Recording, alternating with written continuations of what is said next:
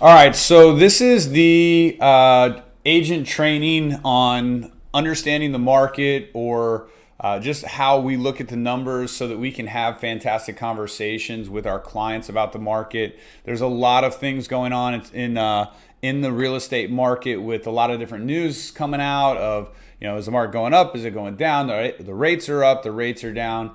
And what we always say is that we want to provide the most reliable information so the clients get a great education so they can make the best decisions. That's a shout out to some of the previous mentors that I've had. But the reality is the more we know about the market, the more opportunity there is to help people buy and sell real estate or invest in real estate. So here's what we're looking at. Housing overview supply. For those of you that don't know how to find it, once you log into SDAR, you'll have your icons here. Fast Stats, InfoSparks. These are the two tools that we'll go over in the training. Fast Stats is more of a segmented data list that you can get your local updates on. So if you come in here, once you click on Fast Stats, it's going to bring you to this page and you're looking for the local market updates link here. Once you click on that, it'll bring you to this page and you'll have the ability to go into zip codes individually, or you'll have the ability to look at the housing supply overview, and that's what we're going to take a look at. This comes out every month on usually like the 6th to the 8th, depending on what day it is. This is where we pull our data for our market update videos, and it also is something that if you're in real estate, it's highly encouraged that you understand what the numbers are so that you can speak eloquently on the market when asked, hey, how's the real estate market? All right, so the first page, it's kind of space filler. These are quick facts that I don't really pay a lot of attention to because they're taken out of context and they're just a quick hit. I really focus on the 5 leading metrics in real estate, and you definitely want to understand these because these are the indicators that'll drive the real estate market. One is house prices. Okay, so prices, the higher prices go, it'll usually have a negative impact on demand as the prices appreciate. Less and less buyers can afford those higher end properties. Number 2 is demand, which is closed sales. So the higher the demand, the higher the pricing. Okay. 3 is inventory. Everybody knows that as inventory goes up, prices have downward pressure. As inventory goes down, prices have increasing pressure on for the appreciation. The 4th one is interest rates. Obviously, interest rates are a major driver of the real estate market. The lower the interest rates go, the higher the prices go because the affordability and what the buyer's monthly payment is, that gets them additional purchasing power. But as those rates go up, we'll see the market negatively impacted because the purchasing power is getting squeezed. Okay, and the last one is affordability. Affordability is something that we've seen a lot in the headlines where San Diego becomes the least affordable market or one of the top least affordable markets. And that a lot of times consumers will misunderstand that for, oh, it's the most expensive. That's not true. We're still not the most expensive real estate market by any means. There's a New York and there's LA and there's San Francisco, et cetera. But we're catching up. The affordability, San Diego for the longest time was a sleepy beach town in the sense that we didn't have high income jobs. We were one of the lower end jobs from an annual salary standpoint. So as we've gone through this shift with COVID, where people are coming from LA, they're coming from San Francisco, they're coming from all these other places, and they're being recruited into high tech, Apple, Amazon, Microsoft, the biotech companies that are here in Carlsbad that are now these high-end paying jobs, where San Diego has now become this recruitment city and we've got all this major influence. The annual salary is going up and up and up and up and up, which is showing us that the people can still afford in those prices because the new people coming in, they're coming in with a much higher income than the previous standards. So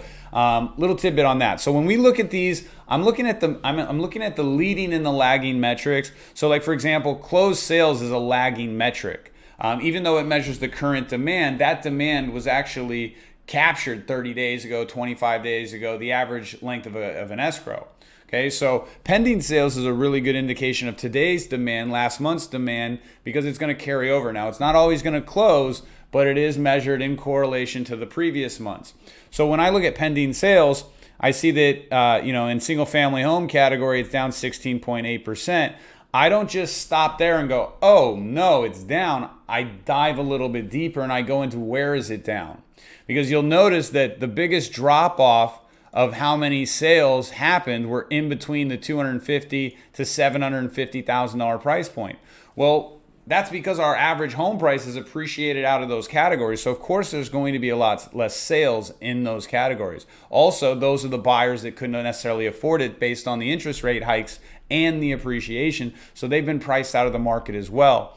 But if you look in the categories of 750,000 all the way above, you're going to see that there has been growth in the pending sales in comparison to last year. So yes, we're losing opportunities. There was 5,000 less sides, 4,500 less sides. Actually 9,000 less sides, because if there's 4,500 less transactions, then there's 9,000 less opportunities for a sell and a buy, 2 sides to every transaction. So with that being said, the interest rates have had an impact on the market, and in the higher end price points, we're still seeing activity. Going into closed sales, I look at the same formula of, let's take a look at the overall number, down 15.6%. And usually these will have some correlations with inventory. So for example, over the last couple years, inventory's been down. Well, if there's not enough food on the shelves to sell, then of course we're going to have lower sales, supply issues. So when we're looking at closed sales here, you'll see a little bit of a correlation, but let's keep diving deeper to see again, where is this drop off? And again, it's all in this sub 750,000. Most of the hit was here, and there was about 4,000 less transactions. Okay.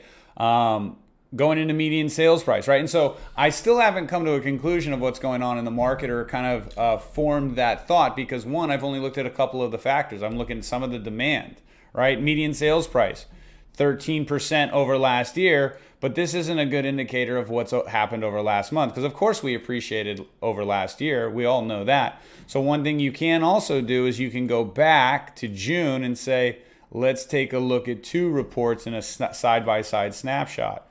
So I go down to median sales price and I see that, well, last month it was 900,000. This month it's 905. So that gives me information, so that when people are like, the market's dropping, well, not as a whole. So when you say the market's dropping, have you done your research individually into the zip code specifically where you're looking at buying or you're looking to sell, right? Because as we know, real estate is hyper-local. But from a broad perspective, even though we're seeing a lot of listing reductions, we're still seeing the average price go up. Okay, so again, home sales price, that's gone up. When it goes up, that has an issue on demand. We've seen demand respond by going down. It's right in alignment with the formula.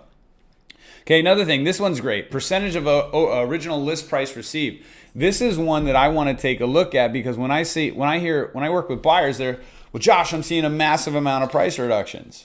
Well, hey, I can appreciate that there are a lot of sellers that were caught off guard by the shifting market, but when you look at the numbers, the average home was still selling for 103% of listing price.